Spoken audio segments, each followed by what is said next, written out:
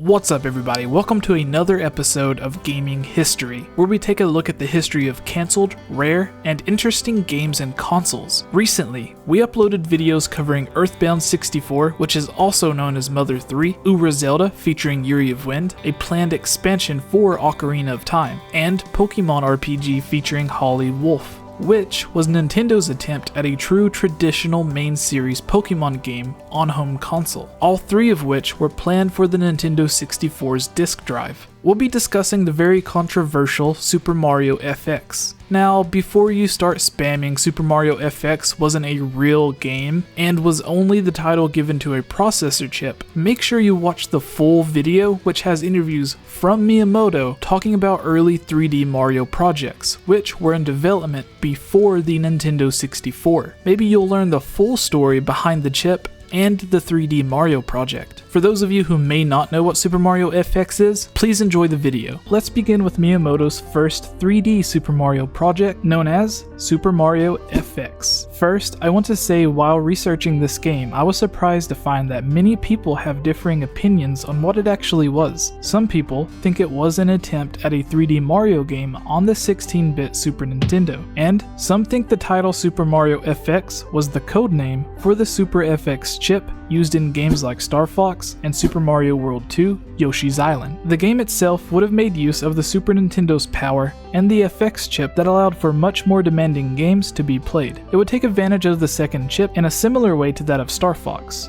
and allowed you to play as Mario in what would have at the time been an advanced 3D world. But when being compared to modern games or even Super Mario 64, it would have been very basic.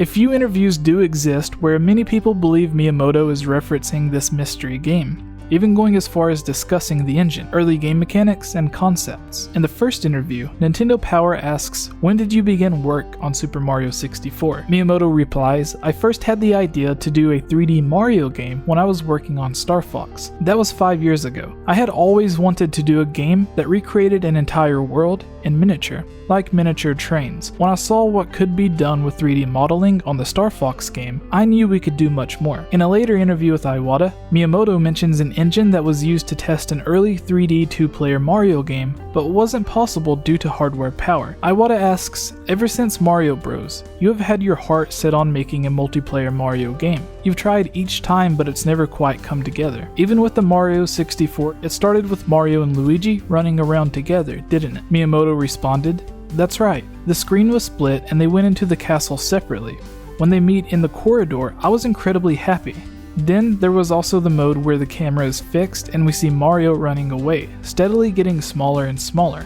Yes, that's right. That was a remnant of an experiment we did where Mario and Luigi would run away from each other, but you could still see them both. But we were unable to pull it off." It is important to know that Dylan Cuthbert, the founder of Q Games, who has worked closely with Nintendo and Sony, has gone on record saying Super Mario FX was the codename for the FX chip and not an actual game. But from Miyamoto's interviews, it does seem like the game did in fact exist at some point, but due to hardware limitations, never made it past pre-production. That being said, many developers at Nintendo have said that many new ideas and games are being created all the time at Nintendo, with many never getting past pre-production. The ideas for a multiplayer 3D Mario game would later be moved to the Nintendo 64 as Super Mario 64, although the multiplayer idea was also scrapped before being brought back for a proposed sequel to Super Mario 64, which was also cancelled, but we'll get into that later. It's also important to know that after a decade of wanting to make a multiplayer 3D Mario game, Miyamoto finally released Super Mario 64 on the DS, which became a major success.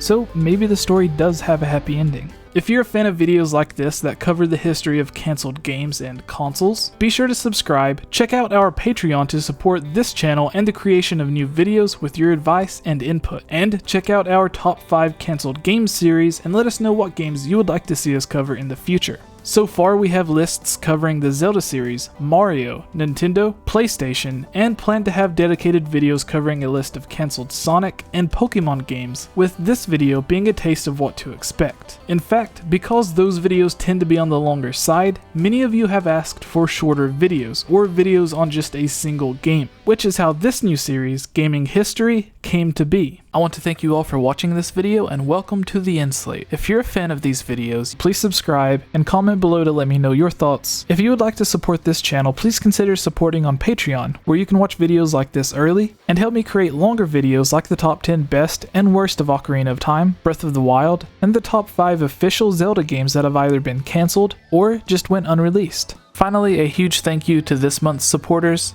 George Says Hi, Link Uses the Triforce, Transcendent Sacred Courage, Glenn Cassio, Prey Warrior, Victopedia, Rusty Caulfield, Robert W., Amanda Pina, Lunarium, Chris Gasparin, Harris Priest, Lovable Christie, Key of Time 15, Jerome Major, Daryl Quinnen, Furzin 16, Kadrin, Magic Tech Review, and The Itch Network.